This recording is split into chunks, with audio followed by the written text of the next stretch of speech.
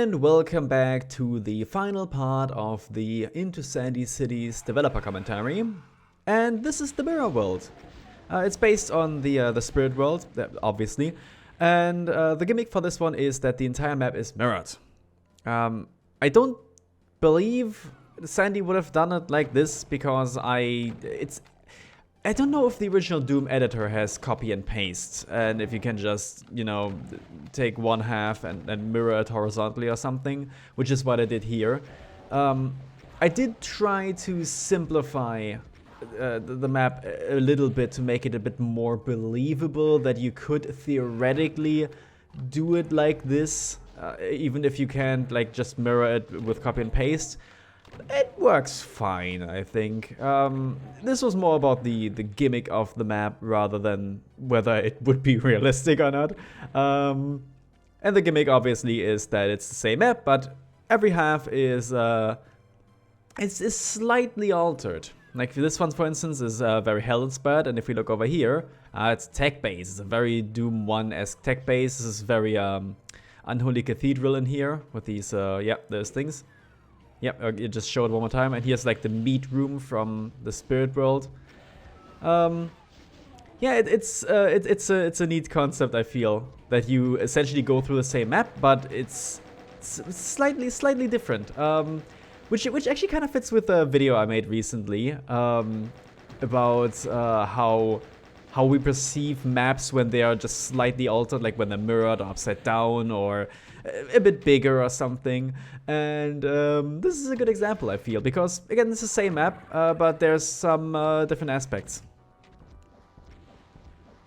Also, this is the supposed to be like pulsating flesh, which is a callback to Pandemonium. Which map was it with the like, with the Doom 1 with the like meat cubes? I forgot. It's basically that, and he's like, I don't know, like teeth or like things, muscles moving. It's like you're walking through a corpse. And of course, you know, I have the big area with the Spider Mastermind. This is, I like the map. I think it's fun, but this is kind of uninspired. This is again leaning more into the whole like, oh look, it's Doom 2, but it's alternate universe, more than here's like a unique map. If you ignore the gimmick, I mean. But I guess here the joke is kind of that you see one Spider Mastermind, you like go like, oh, that's like really easy, and when you go to pick up the BFG, another Spider Mastermind drops, which can catch you off guard. But yeah, this is it's a bit uninspired because it just goes through the same motions as the Spirit World, and I feel like I could have done a bit more here. Then again, I really like the aesthetic of that map. I think the classic hell look with the fire and brimstone, that's really cool. That just activated the stairs. And here's another example of me putting not enough enemies into the level, because this used to be like 8, and now it's like 25. Yeah, it's it does get a bit cramped here and there. But the gimmick could also be interpreted as like time travel, like you're actually going back to Phobos here. This was the meat room, by the way. Now it's this like sewer area with like these sewer falls.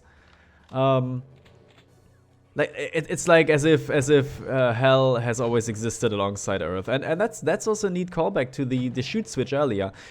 Every shoot switch in this game is displayed as an eye to make it more obvious to the player, because in Doom 2 there were many examples of shoot switches that didn't have a unique texture, and that's quite confusing, one of them being in the Spirit World.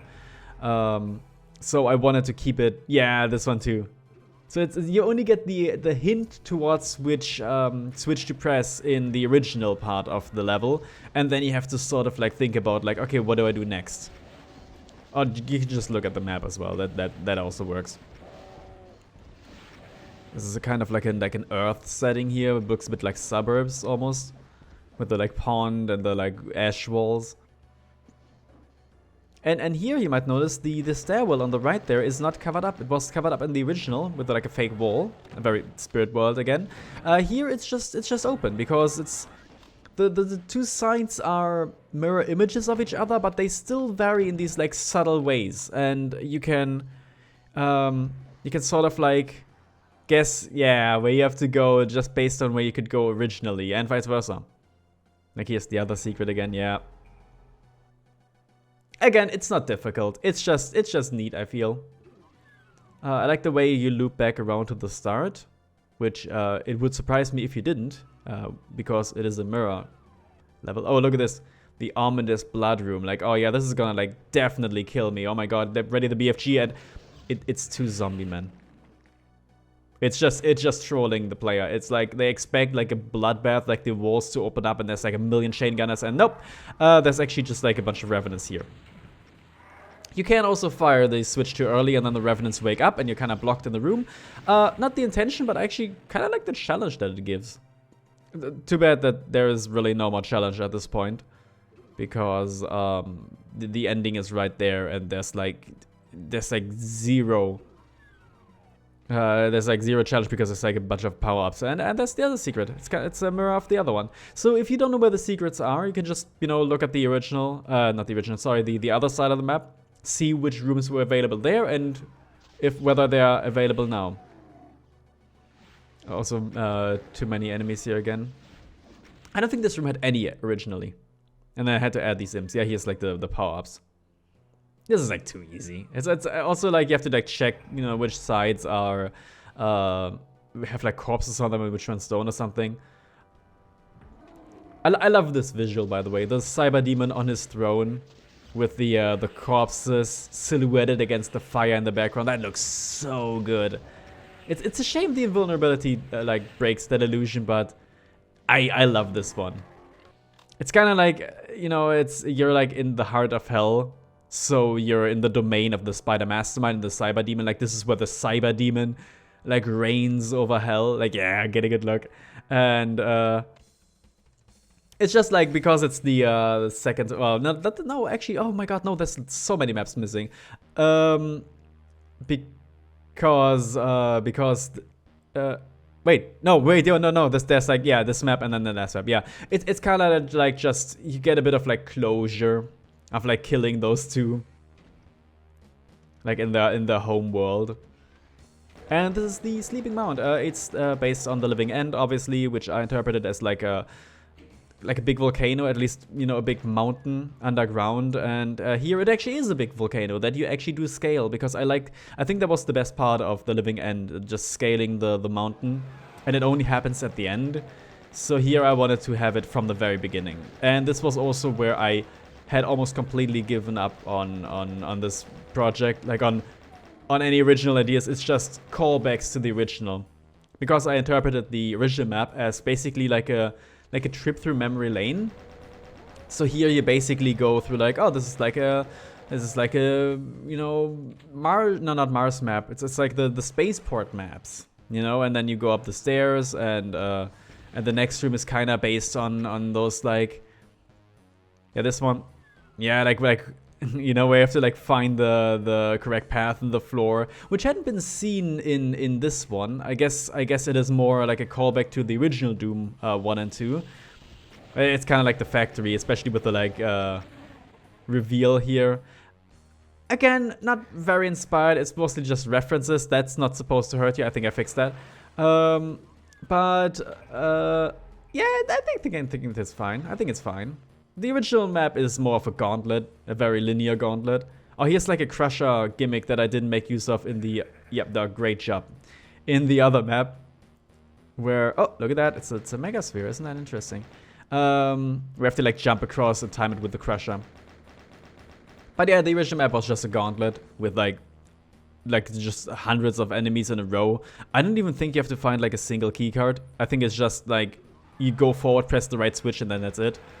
So I did the same here. It's just a gauntlet. Though I did add a bit of like exploration here and there. It was supposed to be just like a linear path forward, like a very, very linear track through a bunch of like rooms. I did it a bit more subtly here.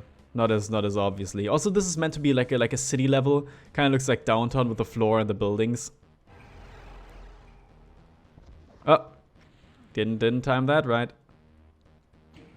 I wonder how, like, feasible this is in the original. There we go. Like, if you play it in Chocolate Doom. Again, I haven't tested this, but this probably works. This room is one of my favorites in this level for some reason. It's funny. And I do like the way the map looks. Though I have to add, it really does look more like a Romero map. I don't think Sandy really used these, like, metal, like, grid walls or like iron bars anywhere, at least in this fashion. This is more like something Sandy would do. It's like switch out of sight, and this obviously with the, like, star pattern on the floor, and you have just enough room to dodge the enemies, but not enough room to really, like, comfortably dodge them. Again, it's a neat novelty, this room.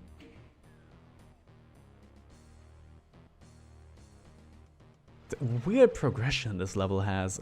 I know I made it and all, but it's very weird. And now look, it's 2 secrets in 1. That's cool.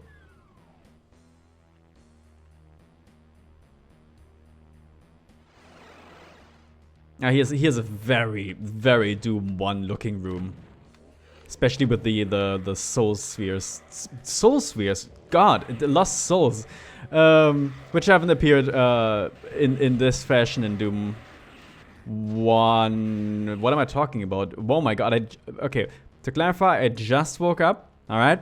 Brain, not thinking well. Anyway, the most important part is that it's Doom 1. And here's kind of like the room in the My House ward, where you have, like, the wall with some enemies hiding behind it, like in the blood room. Although in this case it's they're not hiding behind the wall, but inside the wall.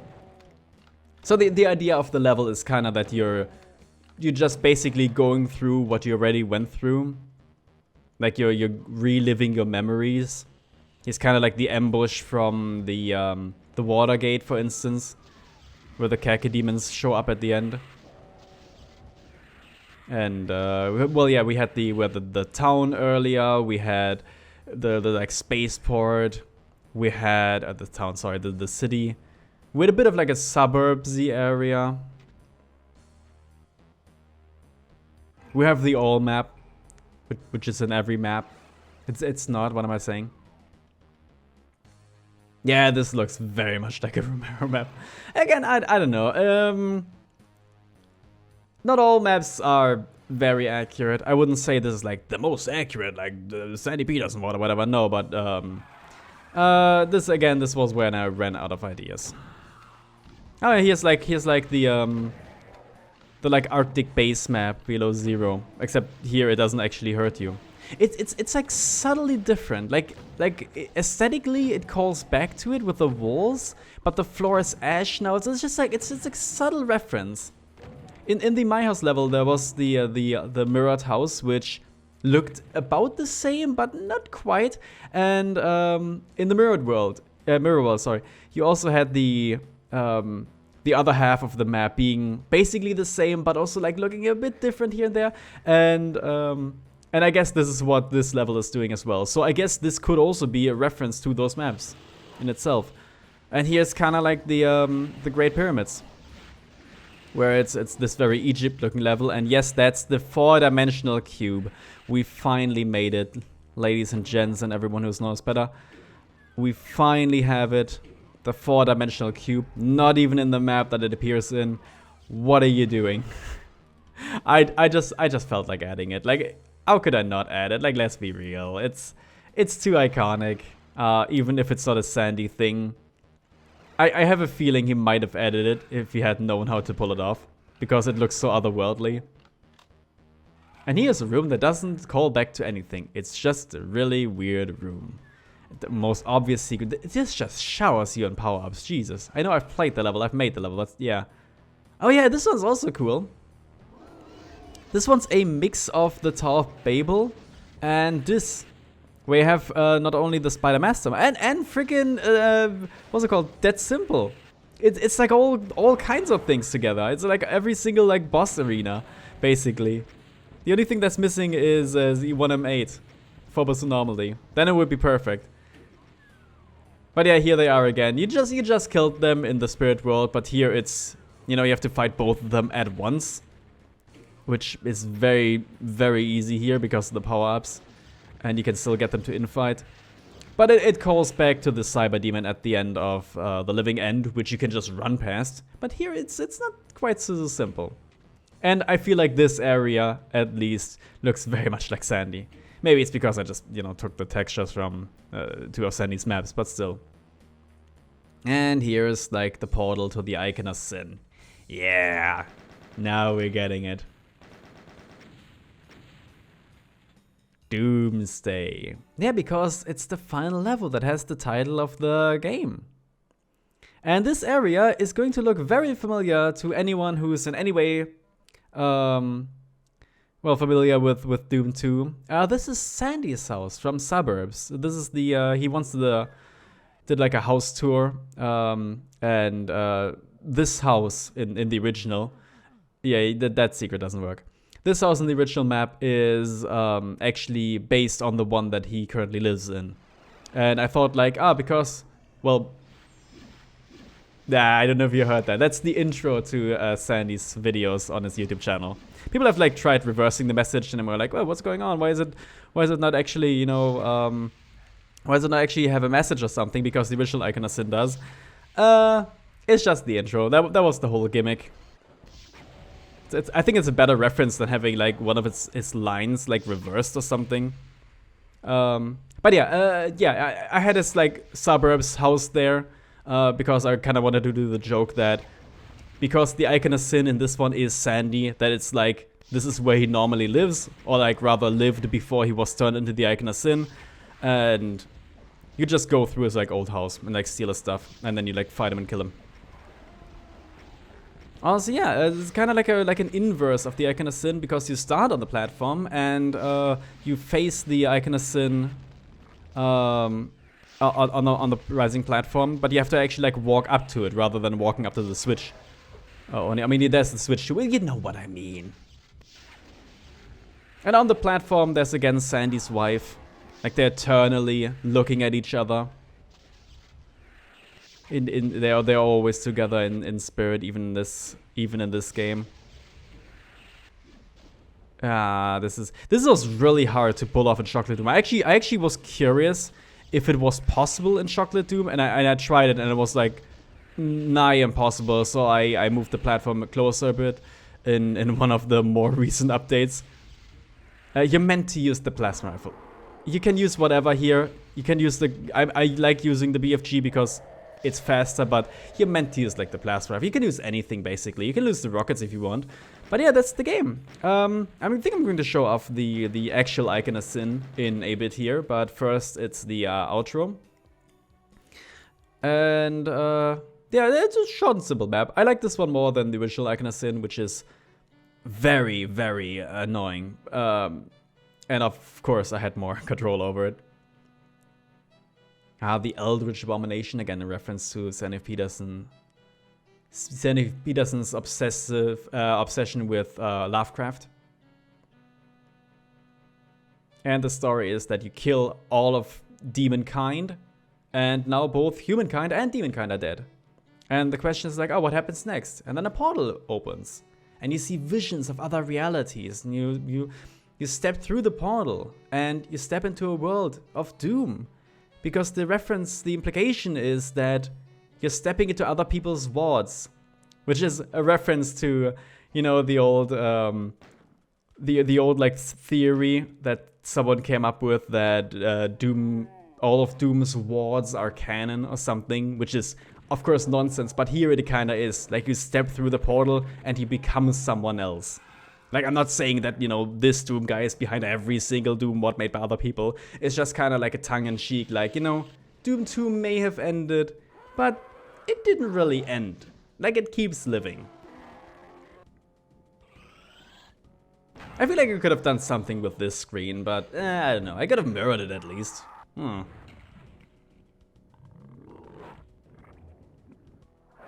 Okay, are you going to show off the actual Icon of Sin, like the real one? I might have just wanted footage of the outro at this point. rename this guy as well. Okay, please, hello? Did I not? Oh, I did do it, yay! And he's like my million High House says, yay! Yeah, which one is it? This one, yeah, there we go. Alright, let's do this again, but this time we're going to actually get to the inside of the Iconosin, which is where the most interesting part of this level is. Also, I love how the platform lowers at the start. I think it's nice. Also, yeah, eventually I replaced the balls shooting, the cube shooting out noise with the boing from the intro, because it was timed so perfectly with the little intro jingle that I don't know, I edited it and it's really annoying and everyone hates it, but I kind of find it funny, so I'm leaving it in. Here's a gameplay of the level. I find this one easier to traverse, and it does have a bit of that living end with the different like layers leading up to the boss, which is what the living end had at the end as well. Yeah, if you look at this, you see one of the textures is like slightly misaligned. And if you jump through, there's a teleporter. And here's how you get there. And then you step through and oh my god, it's him. It actually is him. And there's a chainsaw. And yeah, you just chainsaw him. And then he dies. Good riddance, Sandy. And that's that. Shallow made that sprite, by the way. Very lovely sprite. Really well made. Really happy with that. And this is actually where it abruptly ends. So I'd just like to say thank you very much for watching this far. If you haven't played Into Sandy Cities yet, I don't know if you need to at this point. I've just shown all of it. But if you want to, the link's below. I put a lot of effort into it. And even though I don't like all of the maps, there is a lot I very much do like. Anyway, I hope you had fun. And I'll see you in future videos. Maybe even some developer commentaries. Take care.